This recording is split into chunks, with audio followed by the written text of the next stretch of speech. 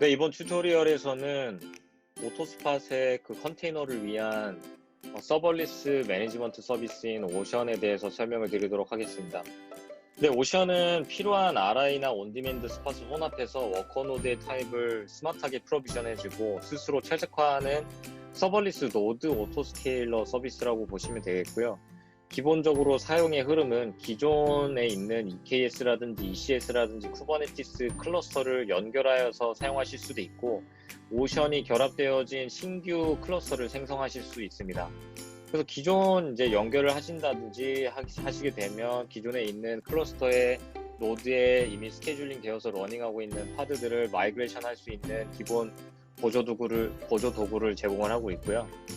이렇게 생성을 할 때는 이제 구성 설정에 대해서 리전, VPC, 서브넷, 이제 머신, 패밀리 타입, 그 vCPU 메모리의 이제 민맥스 값이라든지, 그리고 클러스터 전체 리소스에 대한 상한선, 그리고 런치 스펙, 그리고 스팟 인스트 이제 컨트롤러라고 하는 에이전트를 설치하는 방식으로 이제 진행이 되고, 그렇게 한번 생성해 놓고 나면 알아서 자동화 관리가 되기 때문에 워커노드에 대한 별도의 관리가 필요가 없습니다.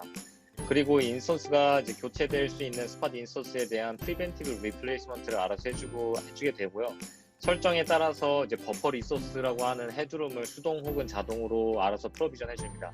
그리고 클러스터 스케줄링을 해놓게 되면 원하는 시간대에만 클러스터를 구동할 수 있도록 도와주고요. 아키텍처 예시를 보게 되면 컨트롤 플레이는 저희는 상관없이 다 지원을 하고 있습니다. EKS, GK, 애저 쿠버네티스 혹은 어떤 쿠버네티스라고 하든 오픈시프트, 도커 스왑 혹은 아마존 ECS와 같은 모든 컨트롤 플레인과 결합해서 오션이 해주는 거는 이제 데이터 플레인이라고 하는 워커노드들을 얘가 오토 스케일링 해주고 알아서 최적화시켜주는 서비스라고 보시면 되겠습니다. 근데 핵심 기능 중에 스마트 프로비전에 대해서 설명을 드리겠습니다. 근데 쿠버네티스를 이제 운영하시다 보면은 인스턴스 타입을 일일이 지정을 해줘야 되고, 그리고 올바른 인스턴스 타입을 프로비전하는 것이 좀 챌린징할 수가 있습니다. 하지만 오션 같은 경우에는 디플로이먼트 파드의 어떤 컨테이너 요구사항에 맞는 인스턴스 타입을 알아서 프로비전 해주고요. 근데 그 프로비전을 할 때 어느 정도 이제 고려를 해야 되는 것들이 여기 이제 구성 설정상에서 인스턴스 패밀리라든지 혹은 인스턴스 패밀리 안에서 그 민맥스 vCPU 메모리 값을 참조해가지고 그 안에서 알아서 이렇게 오토 셀렉팅 하게 해줍니다. 그래서 클러스터 내에서 알아서 스마트 프로비전 해주고요. 그리고 온디맨드와 스팟 인스턴스의 비율을 설정하게 되면 그 안에서 얘가 알아서 비율을 맞춰서 오토 스케일 업 앤 다운을 해줍니다. 그리고 RI 인스턴스 사용을 할 수도 있고요. 그리고 최소 클러스터 인스턴스 개수라든지 그런 것들을 설정하실 수가 있고, 이런 것들을 이제 고려해서 알아서 이후에는 서버리스하게 관리를 해준다고 보시면 되겠습니다. 그래서 여기 필요한 스펙에 맞는 인스턴스 타입 사이즈를 선택해준다라는 것을 이제 좀 비주얼하게 보여줬는데요. 그 배포가 되는 파드의 사이즈에 따라서 얼만큼의 vCPU와 메모리가 필요한지를 얘가 계산한 뒤에 그거에 맞는 최적의 인스턴스 타입을 골라주는 것이 바로 스마트 프로비전이라고 보시면 되겠습니다. 그 다음으로는 스마트 클러스터 오토 스케일링입니다. 쿠버네티스는 아시다시피 자체적으로 오토 스케일링 해주는 기능을 가지고 있지 않습니다. 그렇기 때문에 클러스터 오토 스케일러와 같은 오픈소스에 의존을 하는 경우가 있고요. 그리고 혹은 벤더사에서 제공하는 별도의 오토 스케일링 메커니즘을 따라갈 수가 있는데, 그런 것들에 이제 의존하다 보면 운영하는 측면에서는 좀 상당한 이제 페인 포인트가 많이 있을 수 있습니다. 특히 이제 펜딩된 파드를 최대한 제거하기 위해서 노드를 미리 프로비전 한다든지 그러기 위해서는 이제 리소스가 또 낭비될 수가 있거든요. 근데 오션 같은 경우에는 실시간으로 파드가 배포되었을 때 펜딩된 파드들을 알아서 인식을 하게 되고, 적절한 사이즈의 인스턴스를 온디맨드나 RI 스팟으로 이제 설정에 따라서 알아서 스케일업을 해주게 되고요. 그 다음에 리소스가 낭비되는 경우에는 그레이스풀하게 파드를 다른 노드로 드레인한 다음에 노드를 스케일 다운해서 비용 절감을 끊임없이 성취할 수 있도록 도와줍니다. 네, 스케일업 하는 건 굉장히 단순하고요. 펜딩된 그 파드가 있을 때 새로운 노드를 프로비전 적절하게 해주고 거기에 스케줄링 해준다고 보시면 되겠고요.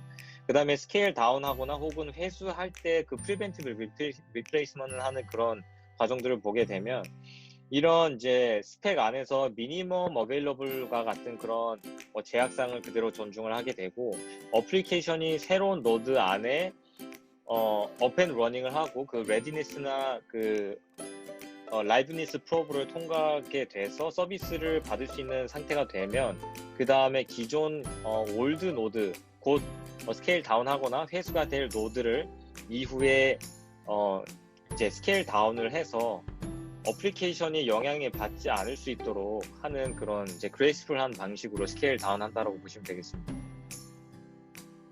네, 그 다음으로는 이제 버퍼 리소스인 헤드룸과 관련된 것인데요. 이거는 가장 빈번하게 발생하는 하드의 이제 vCPU, 메모리, GPU의 요구사항 데이터를 이제 계속 적재를 해서 가장 최적화된 버퍼 리소스 공간, 이제 헤드룸이라고 하죠. 그거를 자동으로 이제 프로비전 할 수 있도록 도와주는 것인데요. 그거를 이제 매뉴얼하게 고객이 직접 경험적 기반으로 명시적으로 정할 수 있도록 할 수도 있고 자동으로 할 수 있는 그런 이제 두 가지 옵션을 제공하고 있습니다. 그렇기 때문에 어떤 운영 입장에서 트래픽에 대한 대응도 미리 할 수가 있고 그리고 비용적인 낭비를 이제 막을 수 있도록 도와주기 때문에 그 두 가지 측면을 모두 고려한 핵심 기능이라고 볼 수 있겠습니다. 그 다음에는 이제 클러스터 스케줄링인데요. 이거는 데브 스테이지 테스트 환경 같은 경우에는 클러스터가 항상 노드를 계속 가지고 있을 필요가 없기 때문에 제로 노드로 만들 수 있는 이제 스케줄러라고 보시면 되겠고요.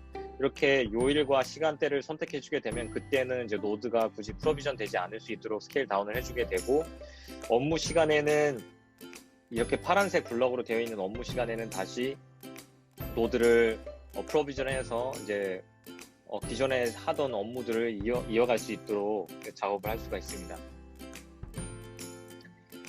네, UI에 대한 이제 스냅샷인데요. UI는 기본적으로 이렇게 현재 비용 절감 현황이나 인스턴스 개수 혹은 쿠버네티스와 관련된 기본적인 정보들, CPU, 메모리에 대한 할당률 이런 것들을 확인할 수 있도록 하고 있고 머신 타입을 선택하는 부분은 이런 식으로 이제 선택하실 수가 있고요. 그 다음에 뭐 스케일링과 관련된 부분은 모토 스케일러를 킬 수도 있고 스케일 다운할 때 최대로 이제 스케일 다운할 수 있는 퍼센티지라든지 혹은 이제 헤드룸에 대한 설정하는 부분 이런 것들을 UI상에서 좀 친화적으로 설정할 수 있도록 제공을 하고 있고 이러한 작업들이 이제 테라폼이나 안서블 혹은 클라우드 포메이션을 통해서도 관리가 가능하다는 점이 오션의 장점이라고 볼 수 있겠습니다.